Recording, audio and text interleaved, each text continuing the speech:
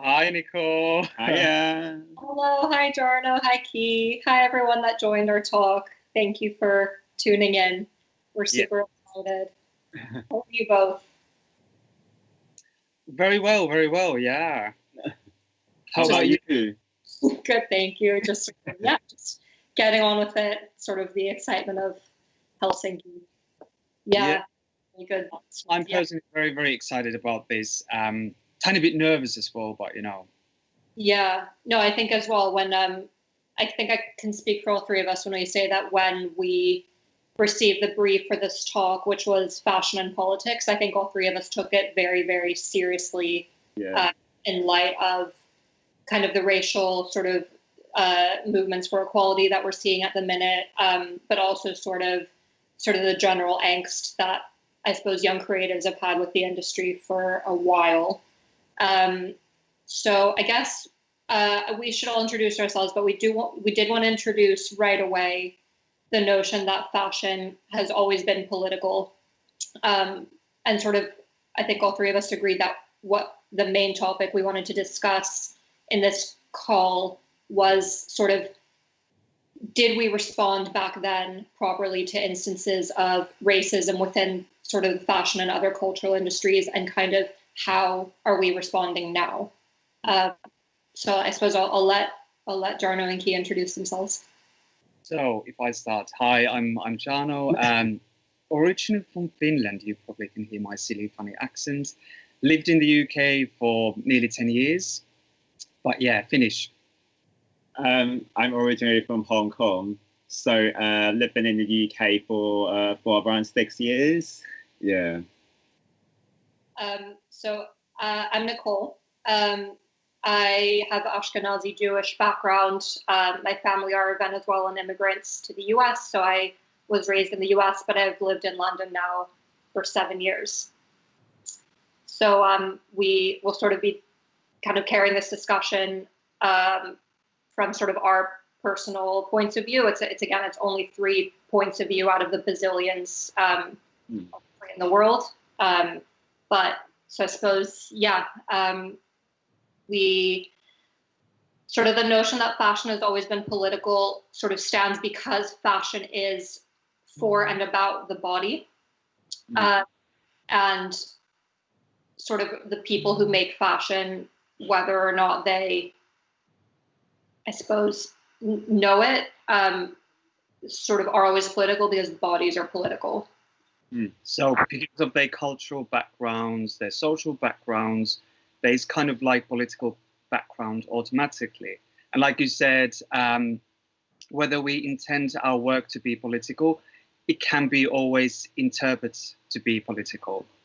I think sometimes creators may not have the political intention, but the people who interpret how you dress or how the designer design their things, they may interpret in a political way.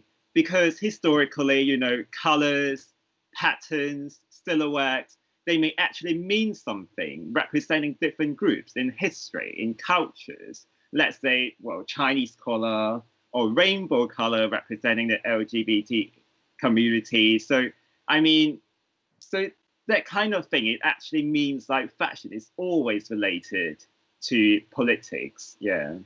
Yeah, and we we definitely want to mention briefly that fashion and politics as a topic tends to frequently invoke discussions of cultural appropriation, um, which is obviously a super important aspect of cultural appropriation. It's one that's fortunately one that's being highly discussed within fashion at the minute.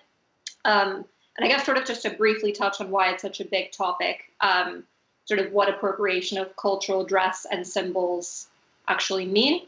Um, it basically essentially has to do with symbols of cultural dress pertain normally to a specific history of culture and often violence, and sort of taking this out of context, sort of yeah, it's sort of often expressly against the wishes of members of the originating culture in a way. So kind of examples of cultural appropriation for those that are not familiar with why it's such a problem. Sort of the Chic Rabbis collection, for example, by Jean-Paul Gaultier in 1993, recently the Comme des Garçons men's 2020 appropriating cornrows. Shein, very recently, sort of the big sort of fast fashion empire, Shein, selling Islamic prayer mats as decorative rugs, and also kind of the whole tribal chic trend in the US, sort of, yeah, just nabbing visuals off of Native Americans that, you know, have a whole sort of specific history of violence in the US. So sort of very briefly touching on cultural appropriation, because people tend to think of cultural appropriation as kind of like the first sort of topic within fashion and politics. But we'll kind of go into our main discussion now of the way that we've held designers accountable in the past for racism versus what we're demanding now. So sort of what specific methods and visuality are we using to respond now, given the ease of access to crowdsourced information? So I suppose looking back with, and sort of, again, I'm speaking specifically about Jewishness as a Jewish person, the instances I think of for me personally that have sort of had a marked impact on my understanding of fashion and kind of my introduction to the sort of the politics aspect of fashion is sort of seeing the ways that back sort of in the 1920s, Coco Chanel's Nazi sort of intelligence operations were largely ignored by the industry. And then recently, a few years back, the sort of the John Galliano anti-Semitism sort of scandal where he, you know, several times in several Paris bars was sort of caught sort of making Holocaust remarks. So action was taken then. So he was let go of Dior and sort of widely condemned for it. I know as well Natalie Portman, who was the Jewish spokesperson for Dior at the time, sort of resigned from Dior. But in the past few years as well, he's recently rehired to Margiela, and that kind of Margiela culture around John Galliano has sort of come back up. I know as well that we have discussed Dolce & Gabbana's anti-Chinese rhetoric. Do you have something to say about that? I mean, for my personal point of view, I mean, I can't represent, you know, the other people or the other Chinese people, but my personal feeling about that is, I mean, I don't actually feel offended. I can kind of think like they want to, you know, incorporate Chinese culture with their aesthetics, kind of play a little bit humor on it and making it fun and making it appealing to the Chinese market. But at the same time, I think when we design things, when we try to market something, people interpret it in a different way. So sometimes cultural appropriation and cultural appreciation can be just between a line, and that line is quite blurred sometimes.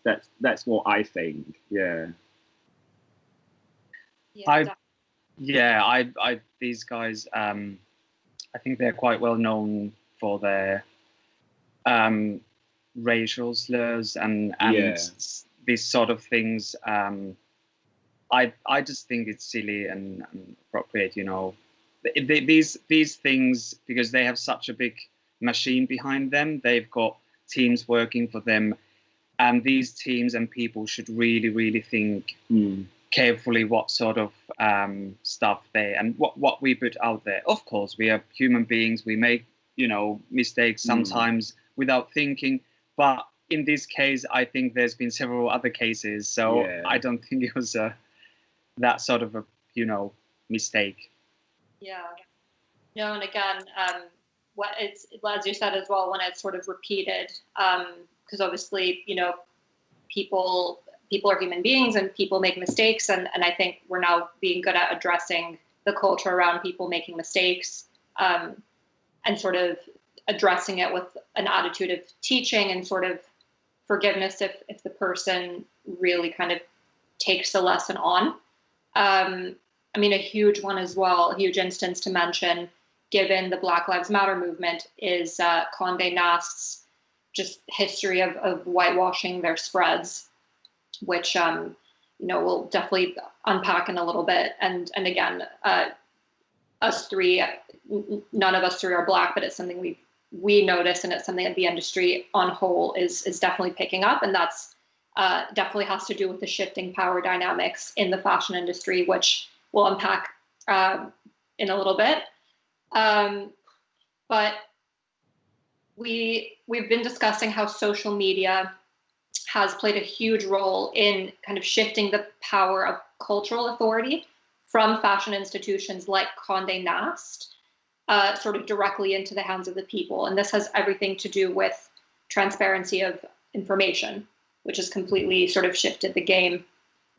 We're seeing, especially the hashtag #PayUp movement, which is, I think, an Instagram specific movement, but it could have sort of, I think it's probably bled into other social medias, where we're seeing huge moneyed brands like, and a lot of them being celebrity brands. So kind of like Kylie Jenner's brand, Pretty Little Thing, Boohoo, H&M, Zara, Gap. I mean, you could just rattle off a whole list of companies that are failing to pay their garment workers in the global South. So in Asia, Africa, South America, and sort of provide production and supply chain transparency. And this is a huge form of racism that occurs in the industry. I know Jarno had some comments on this aspect as well. Yeah, if we think about the not paying properly for the people who actually make clothes, who make garments, I think it's a massive issue. And like you said, it's a racial thing. It's even human rights issue, and I think it's an issue we should really tackle. And I think even kind of like from government point of view, governments, obviously now UK not being part of European Union anymore, UK government should make some sort of rules and regulations, and of course EU, and maybe even fine companies who are, within EU or UK area who are not going with the regulations and who can't provide the transparency and proper documentation. And it's not rocket science, really. In a way, it's quite a simple thing. And going back to the Condé Nast and these kind of like really heavy big machines and institutions, Condé Nast whitewashing and being very white, there is a slight change happening. And these institutions, because they're so big and they're quite old as well. My question is that, because change always takes a tiny bit of time, should we actually create new systems and new kind of like things to go forward? And maybe social media, not even maybe, but social media might be and is kind of like new kind of system, competition for Condé Nast and other magazines as well. And it's fairly transparent. They don't, regulations and rules, there are some, but everybody can state their own opinions and post whatever they like without no one kind of like regulating from above what you like, basically. Yeah, absolutely. So that's in essence why we even know in the first place that, especially during COVID, that we have huge instances of huge companies putting in production orders for sort of in areas like Bangladesh, India, China, Mexico, just all these places that operate with huge production companies. And what happens is they put these production orders in around sort of February, March. And then what's happened is, because of the pandemic, when everyone's sort of lost money and businesses have, have lost customers and lost revenue, they've failed to essentially compensate these production houses. And what ends up happening is that these women and children that are already working in sort of for slave wages, in sort of heinous conditions, kind of unimaginable conditions, working with chemicals that are sort of unregulated, detrimental to health, detrimental to the climate, zero form of unionization, zero kind of no possibility of sort of fighting for workers' rights.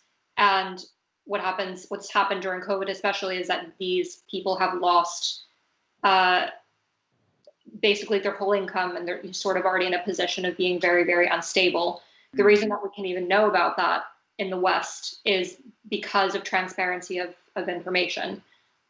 Sort of transparency of information is a huge topic within sustainability, kind of in recent years, as well as sort of knowing where something comes from, what it's been made of, who's made it. And in a way, when we allow each other this information, we share each other's information, we kind of start to reassess where cultural authority kind of lives now. So we've seen a huge shift in kind of who is the authority. Is it Condé Nast, just like, you know, Jarno was talking about, or is it actually sort of us? So that's kind of a good sort of nugget for us when we use social media. So I guess I would like to ask both of you, what does accountability mean, both for people within the fashion industry and outside of the fashion industry? So I think within, if we talk about, let's say, fashion, cultural and fashion leaders, we could say university teachers,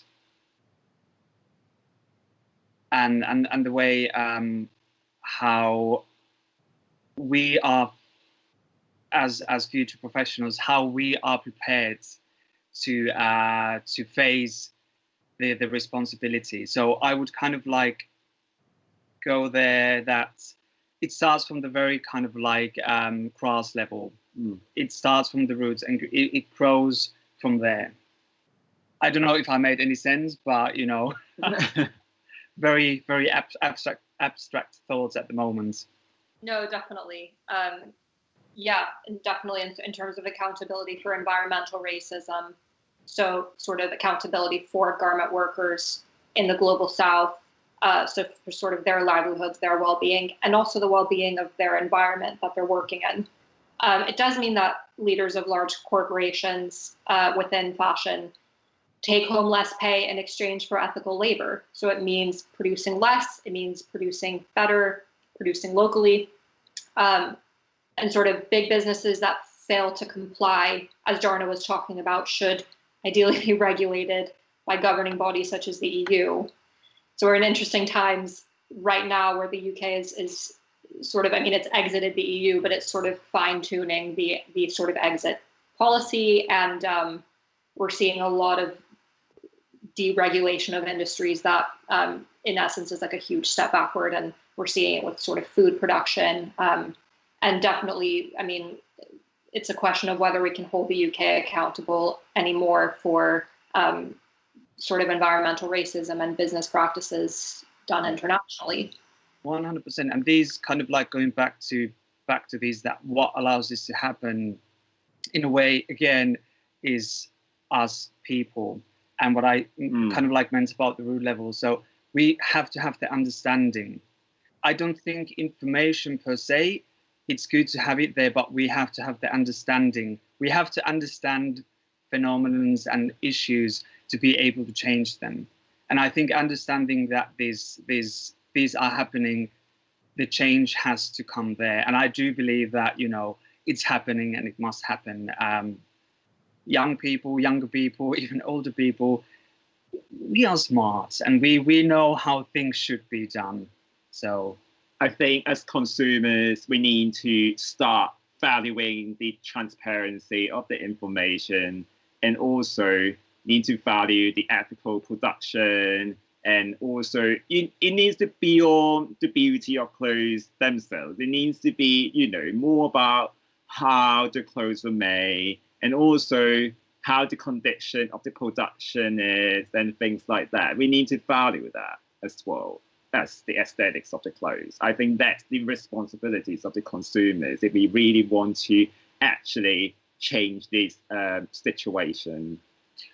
And how do you think, Nicole, how could we kind of like tackle this issue from the outside point of view? So a huge sort of thing we've been talking about especially is that not only does accountability within the industry matter. So for people working within, and sort of that impact for sort of us industry workers, but kind of how does accountability, how does holding cultural leaders accountable or not doing so affect just regular people, the masses, people that are not working in the creative industries?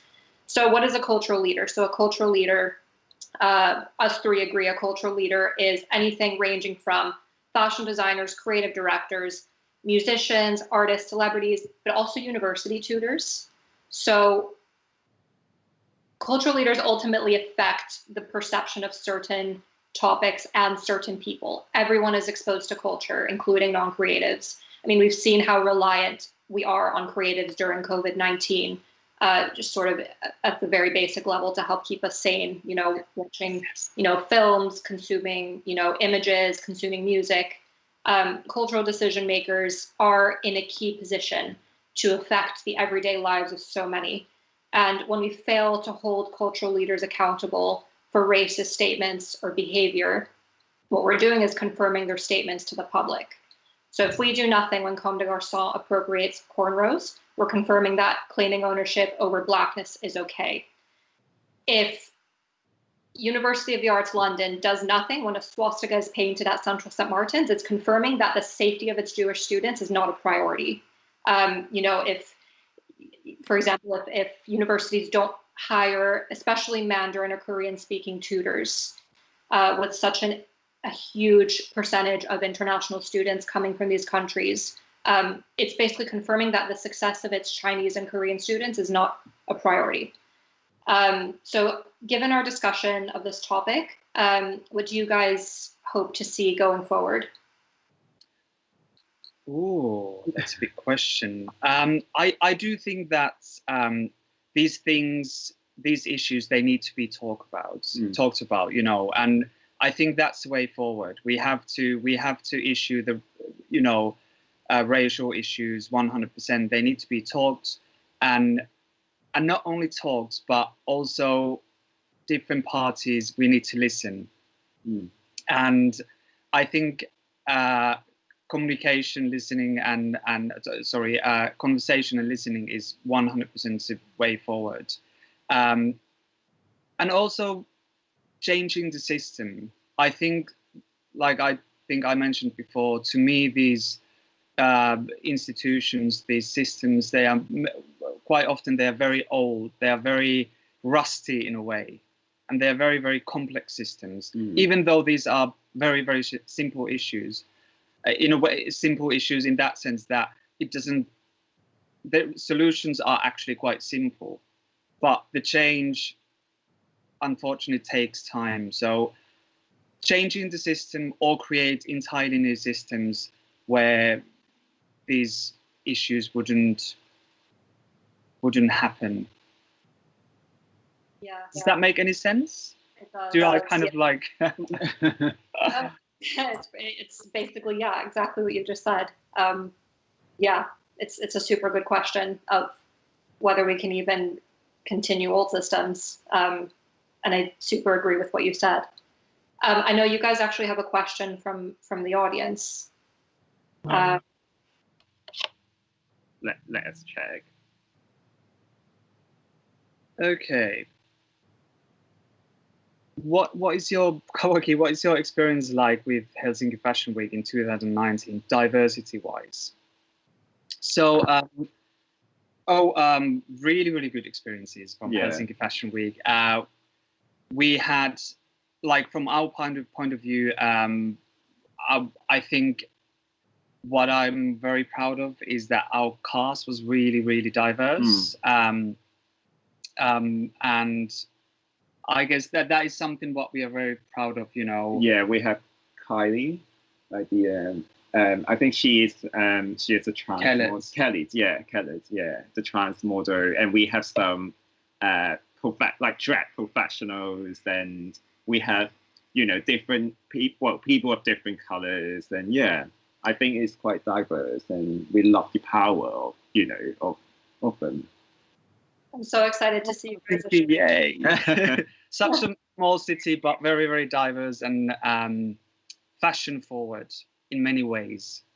I've been actually thinking these things, of course, kind of like going back to Nicole, going back to our previous conversations, like when we talk about, and I've been thinking about this topic when we got it, like weeks. I've been literally spending time thinking because it's so important and current. It's always current, but especially now. And of course, when we think about these things, we always reflect these things to our backgrounds and our heritage. And yeah, how do you when you went through this process, did you do reflecting, because your background is very, very diverse. It's very interesting and very diverse. So you must.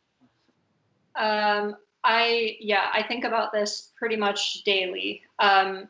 My background is it's interesting because I grew up in the U.S. And that experience was really a privilege for me. I experienced a lot of safety growing up in California. Sort of where I grew up was not extremely diverse, but also like it was sort of a good mix of people. And but sort of the one thing I do often think about is that my sort of Venezuelan, my family sort of Venezuelan roots. So they left Venezuela to go to the U.S. Before sort of the crisis happened there, and then they went to Venezuela basically to escape the Holocaust in Europe. And I think about sort of nationality as being this weird thing to me, because I understand myself technically to be American. I speak with an American accent, but then as well, having grown up mostly in sort of a Venezuelan family context where my first language is Spanish and where community is valued over the individual, sort of in both Jewish and Latin American cultures, community is the priority. I did grow up with sort of clashing backgrounds in that sense, but it's weird to kind of understand my, I guess, Latinaness as being through my Jewishness, because the only reason I really have that background is because of sort of my family's history of diaspora. So it's something I think about constantly. It's something I try and inject into my work. And again, it's one perspective out of a lot, but I'm grateful that we're seeing so many different perspectives, especially on social media and promoting transparency of information for sure. What do you think? What is the way forward from what should we do? I think we definitely need to listen to each other, and I think we need to kind of start in terms of our consumption patterns. I think we need to start consuming in line with our values. So if we as sustainable designers are claiming to be sustainable, then how are we consuming clothing?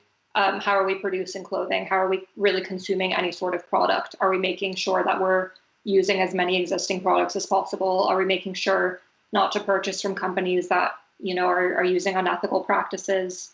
But I also would say I hope to see more in terms of my experience in the fashion industry. I hope that transparency of dialogue continues, because I definitely, the anti-Semitism I've experienced in the industry actually is quite shocking.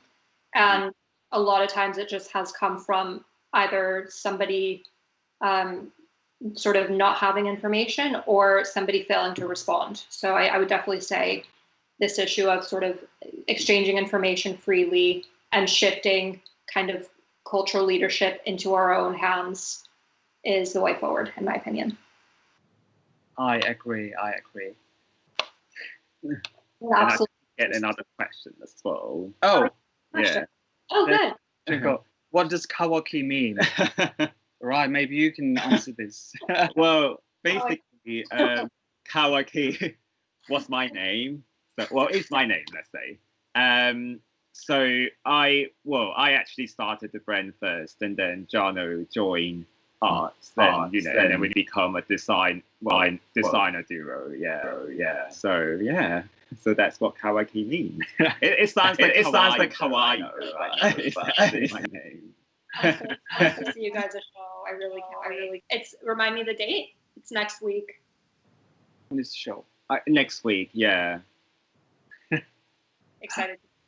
But yeah, I do think that these kind of like thinking us, Nicole, you and us here from very diverse backgrounds, and I think kind of like also kind of like going forward, understanding each other's and understanding the fact that people, for example, in your case, I'm very it's so interesting to having these different cultures and different heritage, you know, connected to you, and kind of like understanding these things behind people and even, you know, cultures. I think is very essential, because even though, you know, we are the same, but people in Finland and their kind of like national identity and heritage is very different than let's say people in the UK. And I think it's a beauty as well to kind of like be able to, in this modern world, to reflect these differences, especially if you have the chance to enjoy and feast with quite a few different cultures and be part of them. Yeah, I think it translates as well into the visual and cultural work we see when we do exactly as you just said. It translates positively. Yeah, yeah. Truly. It's been a huge pleasure working on this talk with you guys, doing this talk with you guys.